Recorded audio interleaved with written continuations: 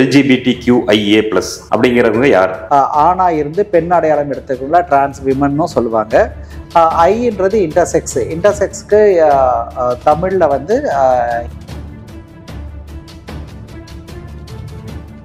YouTubers Paarisaalan போன்ற நபர்கள் சொல்ற மாதிரி இது ஒரு கலாச்சார சீரழிவா? ஸோ பிறப்பால பெண்ணா இருந்து ஆண் அடையாளம் எடுத்துக்கிறவங்க எல்லாம் வந்து சும்மா நடிக்கிறாங்கன்னு சொல்றாங்க.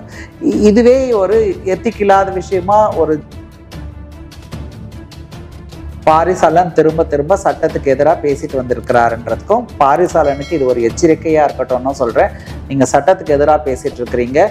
நீங்க ஒரு நல்ல மனநல மருத்துவரை பாருங்க. திரும்பவும் சொல்றேன், நீங்க ஒரு நல்ல மனநல மருத்துவரை பாருங்க. இன்னொரு யூடியூபரான தமிழச்சி லயாங்கிறவங்க ஒரு பெரிய புரட்சி மாதிரியான ஒரு விஷயத்த சமூக ஊடகங்களில் செஞ்சிருக்காங்க சமீபத்தில். எங்கேயோ யாரோ ஒருத்தர் வயிற்று பொழப்புக்காக பிச்சை கேட்டு வந்தவங்க கிட்ட இவங்க வீடியோ போட வேண்டிய அவசியம் என்னன்னு எனக்கு தெரியல. அதில் அவங்களே சொல்லியிருக்காங்க நாங்கள் திருநங்கைகளுக்கு நல்லது பண்ணியிருக்கோன்னு. அப்படி ஒன்றும் அவங்க பண்ணதா தெரியல. ஒரு கால் அப்படி பண்ணுறது இருந்தால் இந்த திருநங்கைகளை அவங்க புரிஞ்சிருந்துருக்கணும்.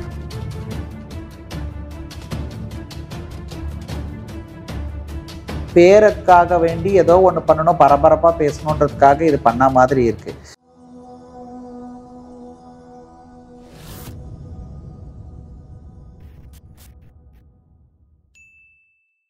வணக்கம் நண்பர்களே, இன்னைக்கு நம்மோடு பேச வந்திருக்கிறார் LGBTQIA+ செயல்பாட்டாளர் தோழர் சிவா அவர்கள். சிவா அவர்கள் வந்து LGBTQIA கம்யூனிட்டி சேர்ந்த நபர்களுக்காக வேலை செய்யறதுக்காக நிறம் என்கிற ஒரு அமைப்போடைய ஃபவுண்டராகவும் இருக்காரு. வணக்கம் தோழர். வணக்கம். LGBTQIA+ அப்படிங்கிறவங்க யார்? நம்ம LGBTIQA+ அப்படின்னு சேர்த்து சொல்லுவாங்க. ஸோ எல் அப்படின்றது வந்து லெஸ்பியன் அப்படின்னு சொல்கிறவங்க பெண்ணாக இருந்து இன்னொரு பெண்ணோட காதல் கொள்பவர்களை லெஸ்பியன்னு சொல்லுவாங்க. ஜி அப்படின்றது கேவை குறிக்கும். கே அப்படின்றவங்க ஒரு ஆணாக இருந்து இன்னொரு ஆணோட அட்ராக்ஷன் இருக்கக்கூடியவங்கள கேன்னு சொல்லுவாங்க. பின்றது பைசெக்ஷுவல்ன்றது யாராவது ரெண்டு ஜெண்டர் கூட அவங்களுக்கு ஒரு அட்ராக்ஷன் இருந்ததுன்னா அவங்க பைசெக்ஷுவல்னு சொல்லுவாங்க. பைனா நம்ம இரண்டுன்னு சொல்லுவோம், பைசைக்கிள் இந்த மாதிரி சொல்லுவோம் இல்லையா. ஸோ இரண்டுன்னு பொருள்பட ரெண்டு பேரோட அட்ராக்ஷன் இருக்கிறவங்க. உதாரணமாக ஒரு பைசெக்ஷுவல் மென்னுன்னு யாராவது சொன்னாங்கன்னா அவர் ஒரு ஆணோடையும் இல்லை பெண்ணோடையோ இல்லை ஒரு ஆணோடையோ இல்லை திருநம்பியோட இல்லை ஒரு ஆணோடையோ வேறு யாராவது ஒருத்தர் நான் பைனரி டிரான்ஸ் பர்சனோடையோ அந்த மாதிரி யாராவது இரண்டு பேர்கிட்ட அவருக்கு ஒரு காதல் இருக்குது இல்லை அட்ராக்ஷன் இருக்குது அப்படின்னு சொன்னாக்கா அவங்கள நம்ம பைசெக்ஷுவல்னு சொல்லுவோம். டீன்றது டிரான்ஸ்ஜெண்டரை நம்ம ரெண்டாக பிரித்து பார்ப்போம். ஒன்று வந்து டிரான்ஸ் மென்னும் இன்னொன்று டிரான்ஸ் விமன்னு சொல்லுவாங்க. ஸோ டிரான்ஸ் மென் அப்படின்னு சொல்கிறவங்க பிறப்பால் பெண்ணாக இருந்து ஆண் அடையாளம் எடுத்துக்கிறவங்கள டிரான்ஸ் மென்னும், பிறப்பால் ஆணாக இருந்து பெண் அடையாளம் எடுத்துக்கிறவங்கள டிரான்ஸ் விமன்னும் சொல்லுவாங்க. ஐன்றது இன்டர்செக்ஸ்க்கு தமிழில் வந்து இடைப்பாலினம் அல்லது இடைப்பால் அப்படின்னு சொல்லுவாங்க. ஸோ இன்டர்செக்ஸ் பீப்புளுக்கு இடைப்பால் மக்கள் அப்படின்னு சொல்லக்கூடியவங்க. ஸோ இன்டர்செக்ஸ்க்கும் இந்த LGBTIக்குள்ள ஒரு ஒற்றுமை இருக்குது. அதனால நம்ம இன்டர்செக்ஸ் இதில் சேர்த்துருக்கோம். கியூ அப்படின்னு சொல்லக்கூடியது குயர்னு சொல்லுவாங்க. குயர் அப்படின்னு சொல்லக்கூடிய மக்கள் வந்து எந்த ஐடென்டிட்டினாலும் இருக்கலாம், அவங்கள தன்னை குயரா அப்படி சொல்லிக்கலாம். உதாரணத்துக்கு ஒரு லெஸ்பியன் பெண் அப்படின்னு சொல்கிறவங்க வந்து தன்னை ஒரு குயர் விமன்னு சொல்லிக்கலாம். டிரான்ஸ் விமன் தன்னை குயர் விமன்னு சொல்லிக்கலாம். இல்லை கேமன் தன்னை குயர் மேன்னு சொல்லிக்கலாம். ஸோ குயர்ன்றது ஒரு அம்ப்ரெல்லா டேர்ம் மாதிரி, ஒரு விரிந்த ஒரு குடை போல் அதன் கீழே அவங்க எந்த அடையாளத்தில் இருக்கிறவங்களோ அதன் கீழே வர்றதுனால தான் குயர்னு சொல்கிறாங்க. சில பேருக்கு அந்த அடையாளத்தில் கம்ஃபர்டபுள் இல்லைன்னா அவங்க குயர்னு சொல்லிக்கிறதுலையும் இருப்பாங்க. ஸோ அதான் கியூன்றது. ஏன்றதை ரெண்டாக பார்க்கலாம். ஒன்று வந்து ஏசெக்ஷுவாலிட்டின்னு சொல்லக்கூடியவங்க அவங்களுக்கு யார் மேலேயும் ஈர்ப்பு இல்லாத இருக்கிறவங்க, அவங்கள ஏசெக்ஷுவாலிட்டின்னாங்க. இன்னொன்று ஜெண்டர்னு சொல்லுவாங்க. ஜெண்டர்னு சொல்கிறவங்க வந்து அவங்க எந்த ஜெண்டர் கூடயும் அவங்களுக்கு கனெக்ட் ஆகலை அப்படின்றவங்க, தனக்கு ஜெண்டர் இல்லைன்னு சொல்கிறவங்க வந்து ஜெண்டர் அப்படின்னு சொல்லுவாங்க. ப்ளஸ் அப்படின்றது இதை போல் நிறைய அடையாளங்கள் இருக்குது. அவங்க யாரையும் விடுபடக்கூடாதுன்றதுக்காகவும், இல்லை முதல்ல வந்து ஆண் பெண் இருந்தாங்க, அப்புறம் திருநங்கை திருநம்பி வந்தாங்க, அப்போது ஹெட்ரோசெக்ஷுவல் அப்படின்னு சொல்லக்கூடிய ஆண்களுக்கும் பெண்களுக்குமான உறவு காதல் இருந்தது, அதுக்கப்புறம் ஹோமோசெக்ஷுவல் இருந்தது. ஸோ இந்த மாதிரி வரவங்க ஃப்யூச்சரில் ஏதாவது இருந்தாலையும் அந்த ப்ளஸ்ஸுக்குள்ளே அடுக்கிக்கலாம் அப்படின்றதுக்காக தான். ஸோ இது ஒரு பெரிய அம்ப்ரெல்லா டேர்ம் தான் இது. ஸோ இதுக்குள்ளே அந்த மாதிரி இருக்கிறவங்க எல்லாரும் அடங்குவாங்கன்றதுனால தான் இந்த LGBTIQA+ அப்படின்னு சொல்கிறோம். தோழர், இந்த LGBTQIA அப்படிங்கிற கம்யூனிட்டி வந்து ஹார்மோனல் பிரச்சனைகள் ஆகுறாங்களா இல்லை உளவியல் பிரச்சனைகள் ஆகுறாங்களா? இல்லை இப்போ இந்த யூடியூபர்ஸ் பாரிசாலன் போன்ற நபர்கள் சொல்ற மாதிரி இது ஒரு கலாச்சார சீரழிவா? இந்த கேள்வி வந்து உண்மையிலேயே எல்லாரும் தெரிஞ்சுக்க வேண்டிய ஒரு கேள்வியை நீங்க கேட்டிருக்கீங்க. ஸோ இந்த எல்ஜிபிடி ஐக்யூ அப்படின்ற ஒரு விஷயங்களை நம்ம ரெண்டா பார்க்கலாம். ஒன்று வந்து அவங்களோட செக்ஷுவாலிட்டி சார்ந்த விஷயங்கள், அவங்க வந்து எல்ஜிபி அந்த மாதிரி வருவாங்க. QIA அதில் வரலாம். மேபி டிரான்ஸுக்கு தனியாக வரும். ஸோ இவங்க ஜெண்டரோட சம்மந்தப்பட்ட இவங்க செக்ஷுவாலிட்டின்றது ஒன்றுமில்ல, அட்ராக்ஷன் தான். இந்த மாதிரி இருக்கிறது எல்லாமே இயற்கை அப்படின்னு சொல்கிறாங்க. அது சும்மா ஒரு வாய் வார்த்தையில் சொல்லலை இது வந்து இயற்கை அப்படின்னு. ஸோ என்ன பண்ணியிருக்காங்கன்னா, ஏற்கனவே நடந்த வரலாற்றில் பார்த்தீங்கன்னா எல்ஜிபிடிக்கு ஏன் இந்த மாதிரி மாறுறாங்க, இவங்களை மாற்ற முடியுமா அப்படின்னு நிறைய ஆராய்ச்சிகள் பண்ணியிருக்காங்க.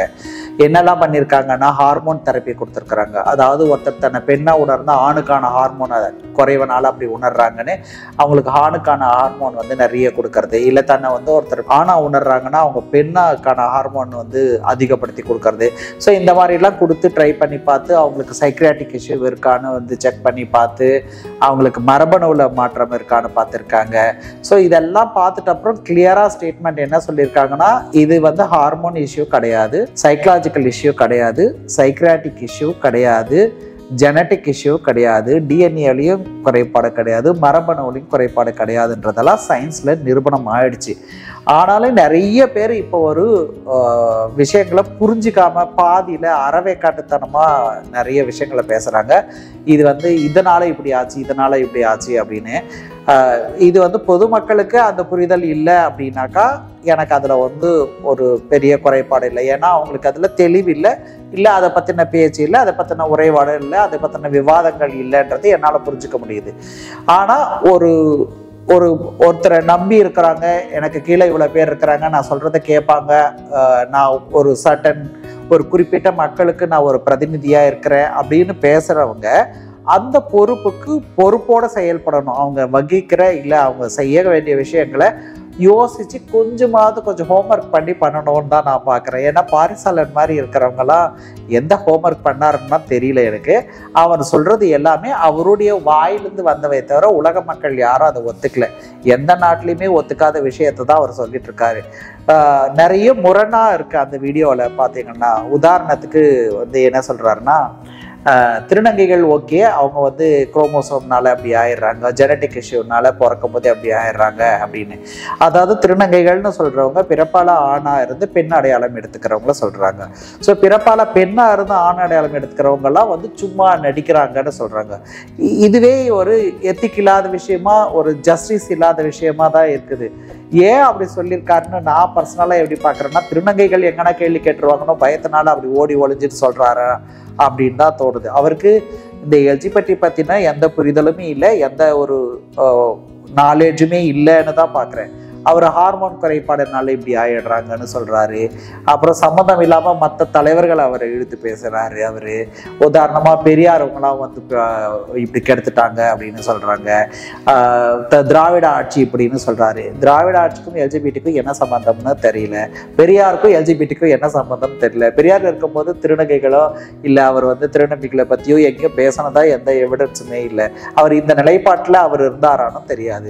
ஆனால் முற்போக்காக சிந்திக்கக்கூடியவர் இல்ல பகுத்து ஆராய்ச்சி இருக்கிறவங்க தான் பெரியாரிஸ்டா இருக்கிறாங்க.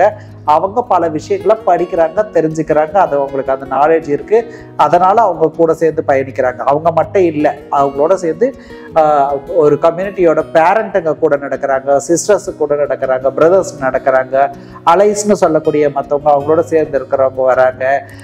இதுல வெவ்வேறு அடையாளங்கள் இருக்கிறவங்கலாம் சேர்ந்து வராங்க. இவர் எல்லாரையும் ஒட்டுமொத்தமா சம்மந்தம் இல்லாம சம்மந்தப்படுத்தி பேசுறாரு. அதுதான் அவரோட இஷ்யூ. அவர் எங்கேயாவது படிக்கணும், கொஞ்சம் தெரிஞ்சுக்கணும்னு முயற்சி பண்ணியிருந்தாருன்னா கூட இந்த மாதிரி உளறல்லாம் இருந்திருக்காது.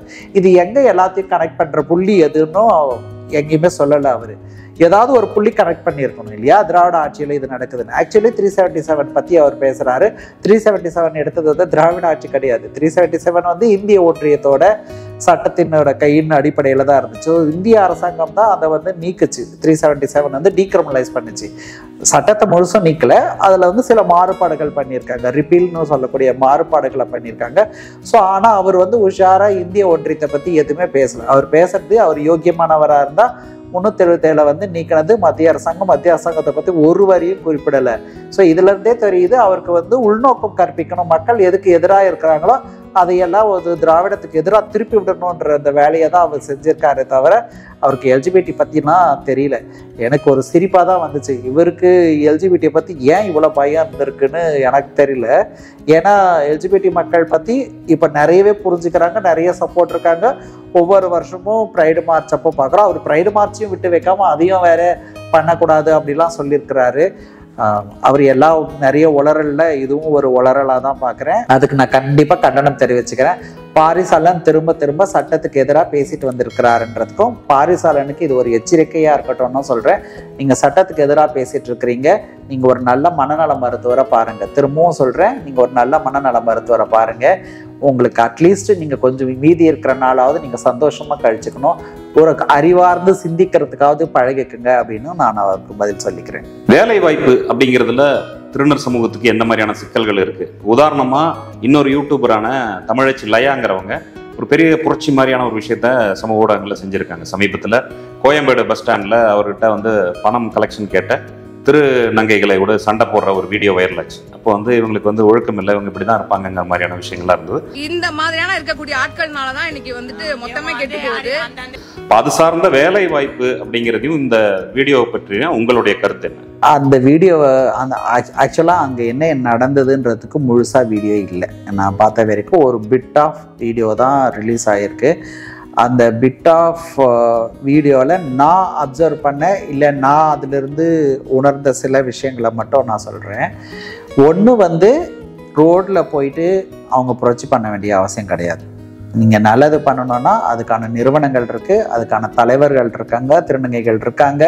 திருநங்கைகள் ஒரு சமூகத்தை முன்னெடுத்துன்னு போகக்கூடிய நிறைய மக்கள் பரவி கிடக்கிறாங்க. அவங்க அதிலிருந்து யாரையாவது கூப்பிட்டு வச்சு கூட இதை பண்ணியிருக்கலாம். எங்கேயோ யாரோ ஒருத்தர் வயிற்று பொழப்புக்காக பிச்சை கேட்டு வந்தவங்க கிட்ட இவங்க வீடியோ போட வேண்டிய அவசியம் என்னன்னு எனக்கு தெரியல. நாங்கள் திருநங்கைகளுக்கு அதில் அவங்களே சொல்லியிருக்காங்க நாங்கள் திருநங்கைகளுக்கு நல்லது பண்ணியிருக்கோன்னு. அப்படி ஒன்றும் அவங்க பண்ணதான் தெரியல. ஒரு கால் அப்படி பண்ணுறது இருந்தால் இந்த திருநங்கைகளை அவங்க புரிஞ்சிருந்துருக்கணும்.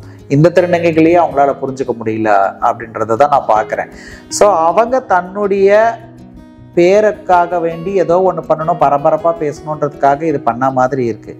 ஒரு காசு கேட்டு வந்திருக்காங்க, முடிஞ்சால் கொடுங்க, முடியலன்னா முடியலன்னு சொல்லுங்கள், இல்லை நீங்கள் இந்த மாதிரி கேட்குறது தப்புன்னு சொல்லுங்கள், ஓகே. ஆனால் உங்களுக்கு நான் வேலை வாய்ப்பு வாங்கி தரேன், உங்கள் நம்பர் கொடுங்க அப்படின்னு கேட்கலாம். யாரை நம்பியும் நம்பர் கொடுக்கறதுக்கு திருநங்கைகள் இல்லை. ரெண்டாவது இவங்களை நம்பி இவங்கள மாதிரி நிறைய பேரை நம்பி திருநங்கைகள் போயிட்டு வேலை வாய்ப்பில் என்ன மாதிரிலாம் இருந்திருக்குன்றதுக்கான சரித்திரத்தெல்லாம் பார்த்துட்டு தான் வந்திருக்காங்க.